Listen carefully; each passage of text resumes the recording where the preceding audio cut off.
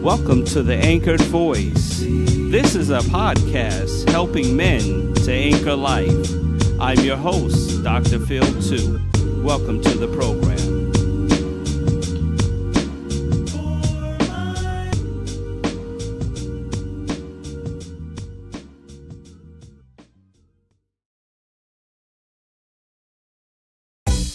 This episode is sponsored by Slay It Proud. My black, your black, our black is beautiful. Check out Slay It Proud on Etsy. You will find t-shirts that say, black does not mean uneducated, criminal, less than, suspicious, or lazy. Check out their YouTube channel, Slay It Proud. Let's support them today. Hey everybody, this is Dr. Phil 2, and I'm your host of the Anchored Voice, helping men to anchor life. Thank you for joining our podcast. And I just want to discuss a subject with you, a subject that's important to me. And I think we can resolve some things through this. It's called the angry man. The angry man. Yes, men do get angry, and we want to discuss reasons why. I'm going to discuss 5 reasons why men get angry. The first reason, loss of dominion. Loss of power, loss of control over his dominion, over his territory. I'll root it back because I'm a pastor. I like to root things back spiritually from the Bible, if you don't mind. I will root it back to the first man on earth, who I consider the first man created on earth by God's hand, Adam. Now, Adam was given dominion over the earth. He was given dominion over the land. He was given dominion over the animals, the birds, the fish in the sea. He named them. He built a relationship with them, and things were going good. He got a wife, got married there in the Garden of Eden, and even named his wife. Said, "Woo, man, because you were made from man."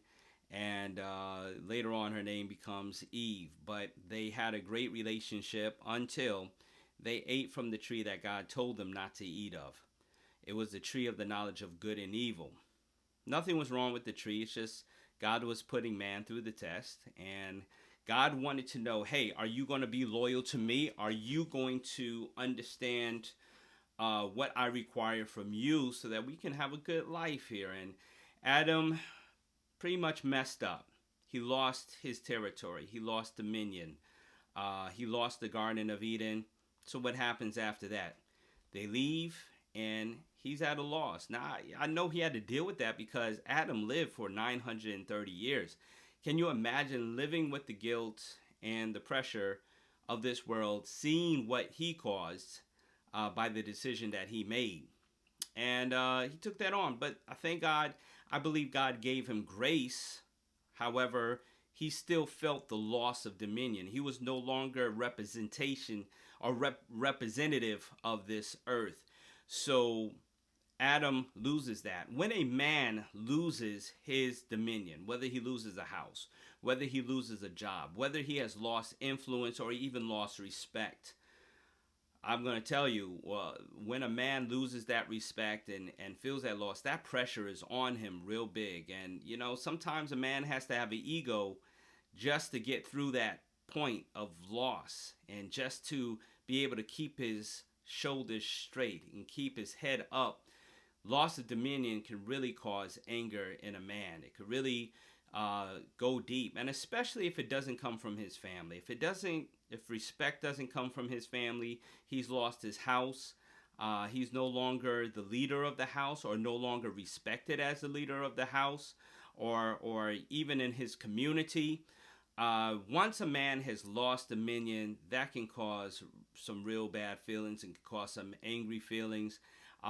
Men can get angry at the loss of dominion. So that's just one way a man can trigger some things. If you go into the root of it, if you go into deep into what's going on with a man, figure out what he lost. Guess what? Lost money, lost influence, lost the job, loss of dominion could really cause a man to be angry. Another reason that I think could be number 1, too, but I'll put it at number 2, resentment.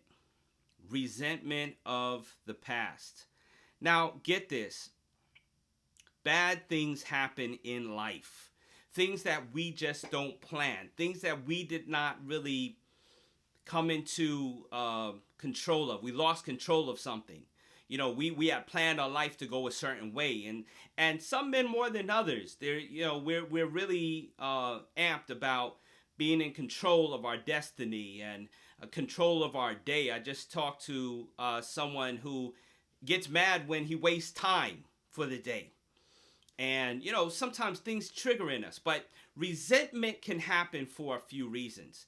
I've seen resentment happen in men because of what their parents did. Maybe their parents got a divorce. Maybe the father was not around and rejected his son all through. Maybe his father did not know how to be a father and he has resentment. A man can have resentment to something that was said to him. I remember I was looking at a documentary about Malcolm X, who killed Malcolm X, and what the narrator was saying is that when Malcolm X was a teenager, he told his teacher he wanted to be a lawyer. Now, yeah, as we know the life of Malcolm X, he would have made a great lawyer. Teacher turned around and said, hey, maybe you should try carpentry or something else with your hands, but that's pretty much not the path for you. Now, again, Malcolm at that point, he could have made a decision to say, I don't care what you say, I'm going to be what I want to be. But sometimes we take in what people put into our spirit. We haven't rejected it, we've embraced it about our life. And, they said that he started to live a life of crime. We know that he turned his life around.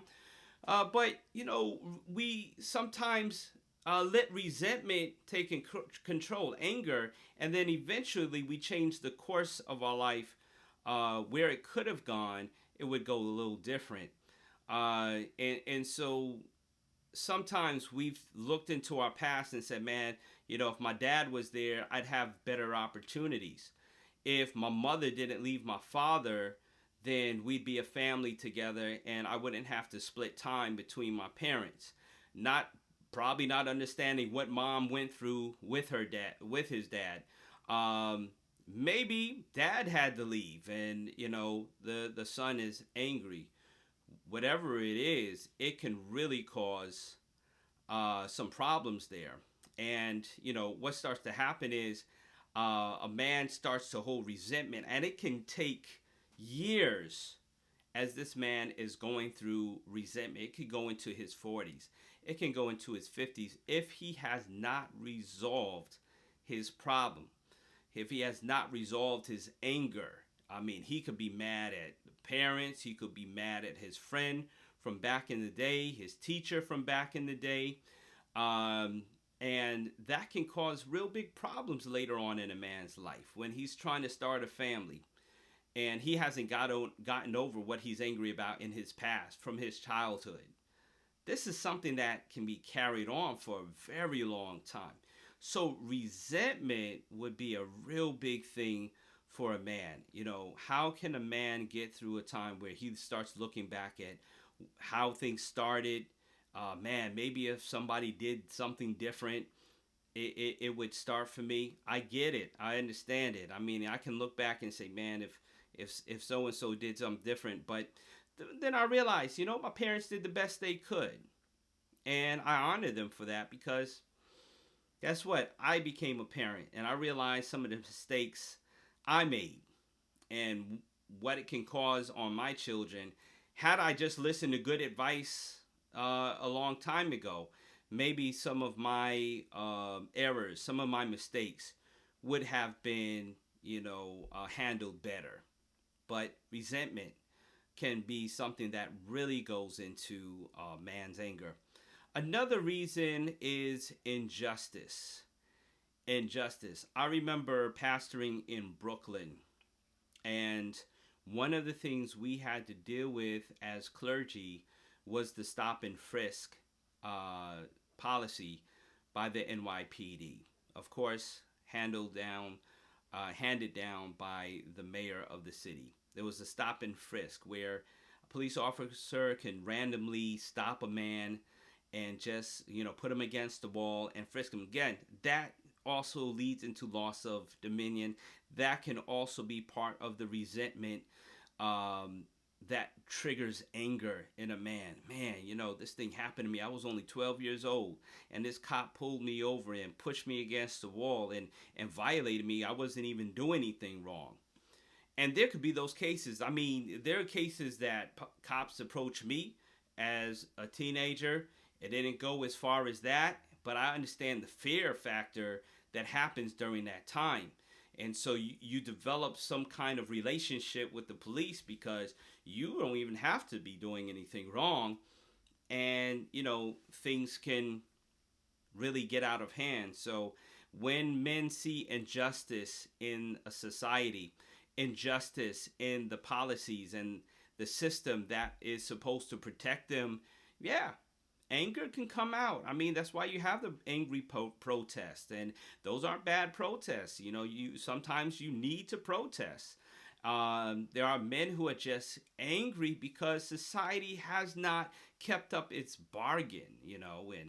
And we as humans, when we get power, sometimes we don't know how to handle the power that we've been given. We don't know how it's going to impact lives. Now, as a pastor, I've made it a large effort to work with the police department of my city to make sure that I have some voice, to make sure I have some influence, so that if something does happen, hey, I'm involved in creating the change. I've been on the streets with angry men, throwing chairs at police officers for bringing out all the SWAT and all the gear. I mean, we were in Brooklyn, and a kid had been shot, and the community was angry.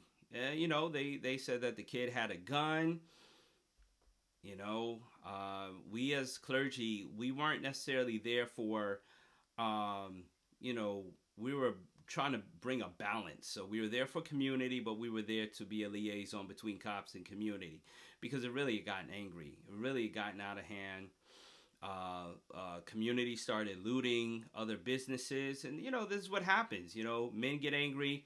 We start messing up our own community. That's what I don't understand it.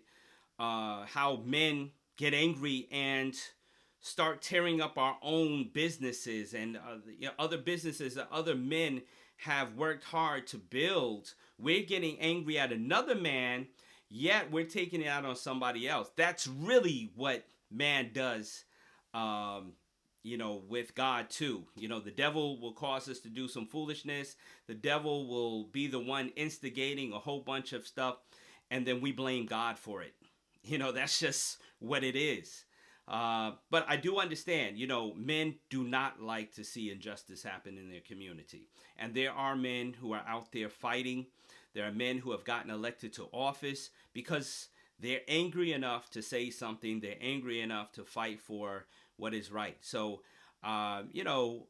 injustice is critical to making a man angry. And I think that man has to continue to find creative ways to fight for justice in our communities. You can become the police officer, but don't take that don't take that anger behind the badge.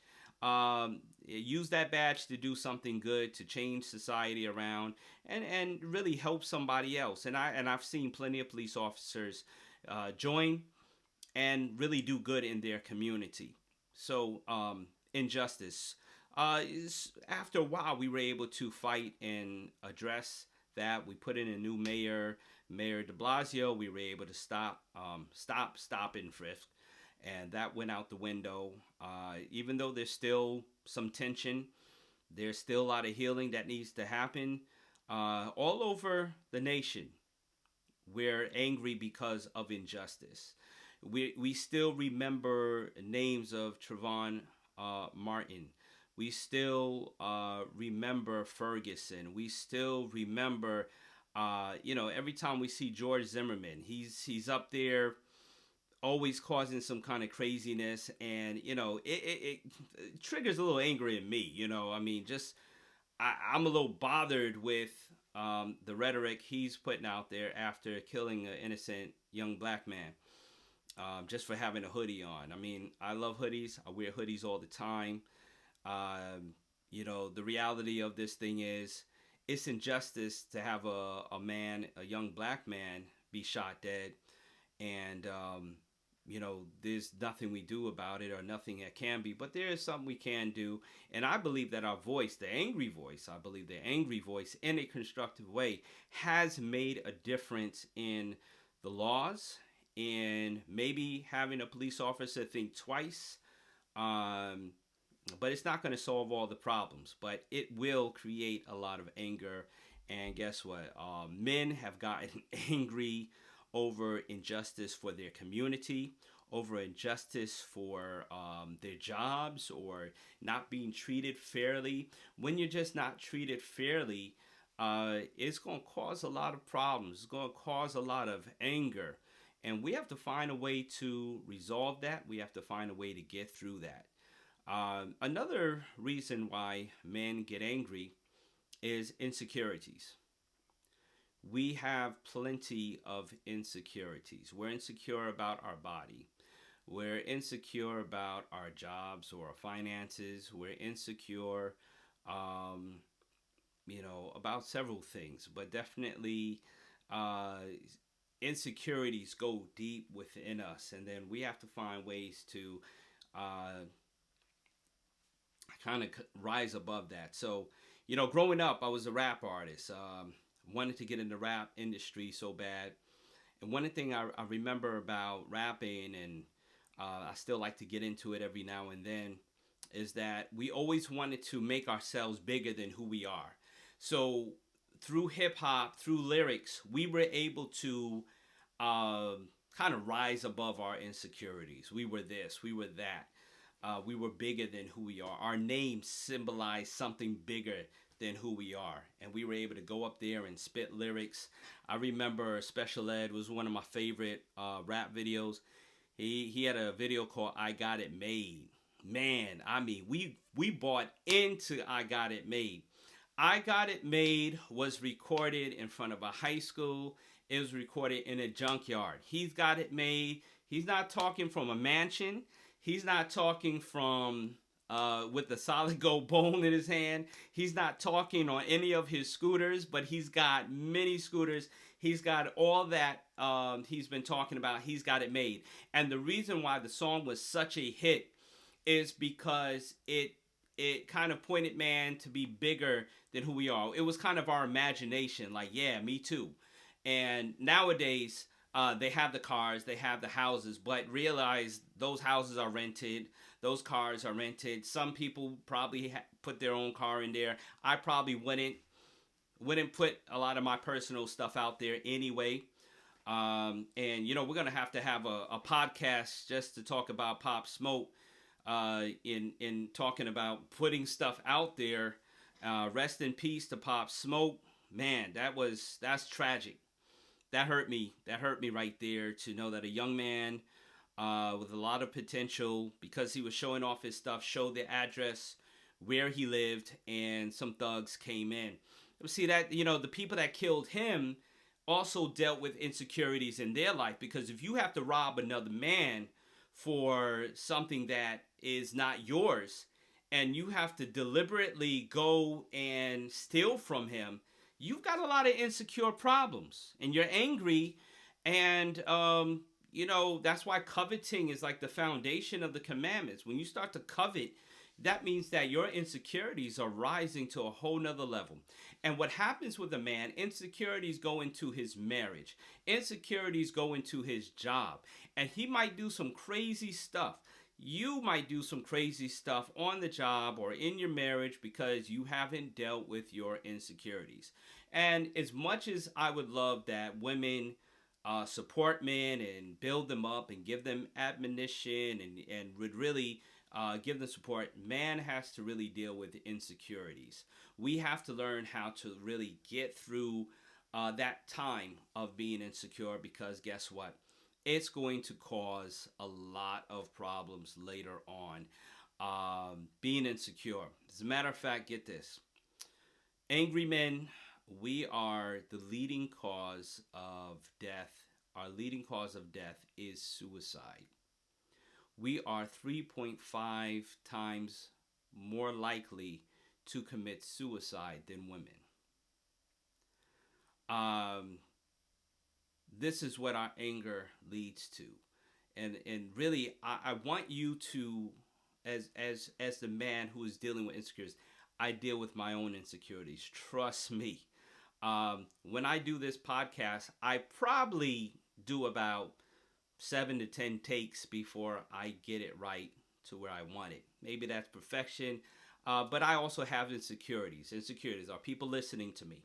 Is what I'm saying makes sense. I preach every Saturday, every Sabbath. I get up there, I preach, and I have to deal with my own insecurities. You know, when people say something to me, maybe it wasn't what they meant, but I might take it another way. So I have to then clarify what somebody said, and then I have to realize I have to calm down, because guess what? You know, my insecurities might cause me to be a little bit more intense. So, men, we have to deal with our insecurity. We have them. It's there. Your insecurity might be different than mine, or you might not. You might have dealt with your insecurity and good, but we are vulnerable. You know, we might talk strong. We might get out there and act strong, but you know, guess what? We have our insecurities that we have to deal with from day to day. My last one and fifth one is disloyalty or mistrust. When somebody has betrayed us, when somebody has that should have been down with us is speaking against us behind our back, it's pretty much men and women, but men, we definitely get angry because somebody is not loyal. And guess what? Even sometimes men will not be loyal, but still expect loyalty. I'm gonna keep it real. But that's what might cause men to be angry.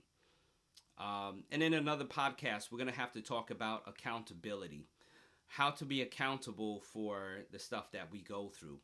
But I just want to share with you that some of the anger that we have built out of resentment, out of loss of dominion, out of injustice, out of insecurities, out of lack of respect, they result sometimes in the drinking. They result sometimes in the smoking. Sometimes it's resulted in sex, in porn, and of course in suicide. How do we get through this? How do we anchor through this moment that we're feeling angry? You feel something boiling up. Even somebody, the person that can make you the angriest could be the person closest to you. Your spouse, your mother, your father, your sibling could be the ones to make you the angriest. Now, how do you get through that? How do you anchor through being angry? Well, first, let me just relate the scripture to you. Some people have heard it, some people have not. It's found in Ephesians 4:6. It says, be angry, but do not sin. We're going to get angry. There are things that we haven't resolved in our past. And that is why when you get with somebody in a relationship, you need to understand each other's past. You need to understand their family makeup, how they were raised. Because guess what? It's going to give you an eye wash into what issues you can have coming down the pipe. Now, we're going to get angry, and it's okay. Jesus got angry. He flipped tables. He was angry for the right reasons. He did not sin, obviously. He went to the cross as a sinless person. However, he did show bouts of anger. He even had to rebuke a few people that were causing injustice. Matter of fact, Jesus did not like injustice to people. And so he went after the religious leaders that were causing most of the injustice on the community.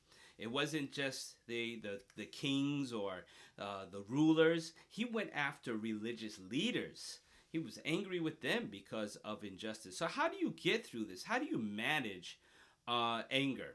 You manage anger by being able to understand you're about to get angry. If you can know yourself, and you know, growing up in hip-hop industry, I always heard the term knowledge of self.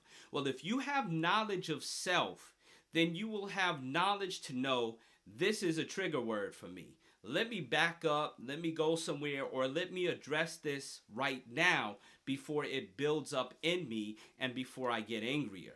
Because if you allow things to build up, the anger will continue to build up. If you don't take time to process, if you don't step back and go to a place, or have a friend that you can be accountable with, have a friend that you can vent to, have somebody else that's going to hold you accountable to the truth, not to just your anger and not just, yeah, man, you're right, you should be angry. No, somebody who can calm you down.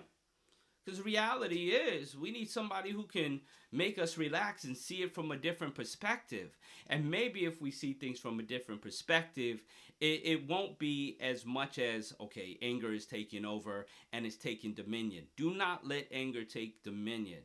You will get angry, there will be things, but there'll be times where you have to say, hey, listen, let me call you back so I can just calm down for a minute. I can get back to my normal self. Don't stay in anger too long. Learn how to resolve it, move on. If you stay in anger too long, it's just going to eat you up and it's not going to resolve the problem. And the problem will continue to come back to you. So, this is Dr. Phil 2. This is our episode on anger. There'll be so many more episodes where we will talk about anger. We'll talk about accountability. We'll help you get through. But understand, you do have friends. You do have people who can give you that level head, who can get you in the right way. This is the podcast, The Anchored Voice, helping men to anchor life. Thank you for joining us, and follow us on McGuireENT.com. Check out our website. Follow us, McGuireENT, on Twitter, on Instagram. Check us out on Facebook, McGuire Entertainment Group, and you'll be able to see us on YouTube, McGuire ENTV, McGuire ENTV on YouTube. So we want you to check us out and follow us, rate, and share if this program has been a major impact for you. Thank you for joining us. I'm Dr. Phil 2. This is The Anchored Voice.